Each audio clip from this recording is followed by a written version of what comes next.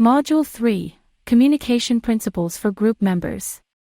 Communication principles for group members refers to a set of guidelines or rules that group members should follow to effectively communicate with one another. These principles are designed to improve the quality of communication within the group and to help members work together more efficiently and effectively. Communication, what's that? Communication is the transactional process of simultaneously creating, interpreting, and negotiating shared meaning through interaction. It is also the process of exchanging information, ideas, and thoughts between individuals or groups. It involves the transmission of a message from one person to another through various channels such as verbal, nonverbal, written, or visual means. One of the key factors of communication is that it is symbolic. This means that words and gestures used in communication are arbitrary and stand-ins for the meaning that they represent. For example, the word dog is just a symbol for the actual animal. Another important factor is that communication is personal. The meaning of a message is not inherent in the words or symbols themselves, but rather, it is constructed in the minds of the people who receive them. Therefore, communication is subjective, and different people can interpret the same message differently.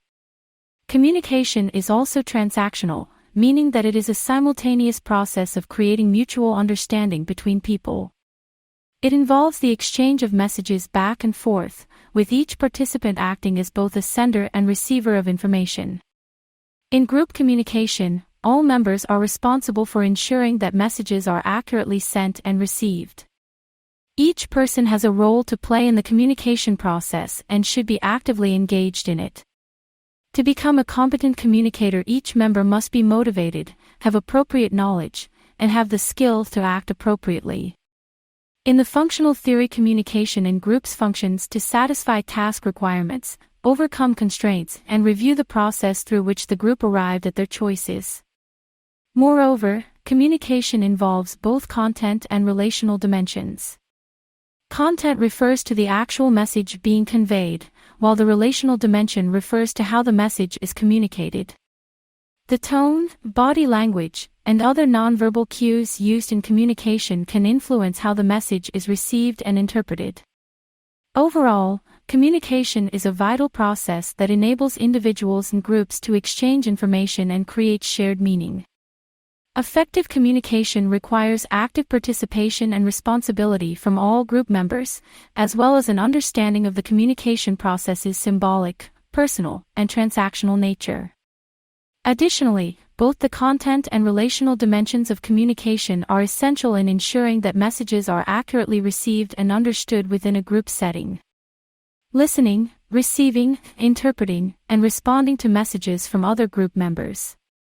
Listening is a crucial aspect of communication and is defined as the process of receiving, interpreting, and responding to messages from other group members. It is a complex process that involves several steps to be effective. Group members can take specific steps to become effective listeners. One of the primary steps to becoming an effective listener is to identify individual listening preferences. There are 4 main listening preferences: people-oriented listeners, action-oriented listeners, content-oriented listeners, and time-oriented listeners. People-oriented listeners focus on relationships and enjoy socializing, but they tend to become distracted by others' mood. Action-oriented listeners focus on the task and prefer to get things done quickly, but they may sacrifice relationships for tasks. Content-oriented listeners analyze information and enjoy learning, but sometimes tend to be overly critical and dismissive of non-expert data. And lastly, time-oriented listeners focus on time management and prefer efficient communication, but they sometimes stifle creativity by expressing impatience with spontaneous discussion. There are several habits of poor listeners that group members should guard against. Pseudo-listening, silent arguing, assuming meaning, focusing on irrelevancies, sidetracking, and defensive responding are some of these bad habits. To prevent these habits, active listening and paraphrasing information can be used. Active listening involves paying attention, demonstrating an interest in the speaker, asking questions, and providing feedback to the speaker. Paraphrasing information involves restating the message in one's words to clarify the meaning. In conclusion, effective listening is a complex process that involves several steps. Group members can take steps to identify their individual listening preferences, guard against bad habits, and improve their behavior to become active listeners. By doing so, group members can enhance their communication skills and create more productive group interactions. Communication principles and technology. Communication principles and technology refer to the ways in which computer-mediated communication, CMC, can affect the principles of group communication. CMC includes various forms of technology, such as email, chat room discussions, electronic bulletin boards, listservs, net conferencing, and texting. While CMC offers various advantages such as convenience, speed, and ease of use, it can also alter the communication principles that apply to face-to-face communication.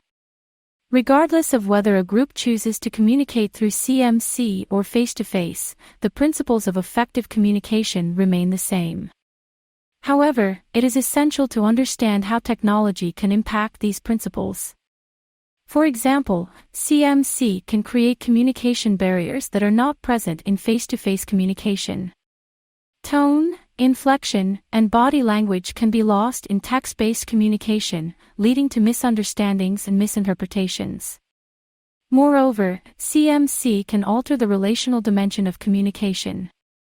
The lack of nonverbal cues in CMC can make it difficult to build trust and establish personal connections, which are essential elements of effective group communication.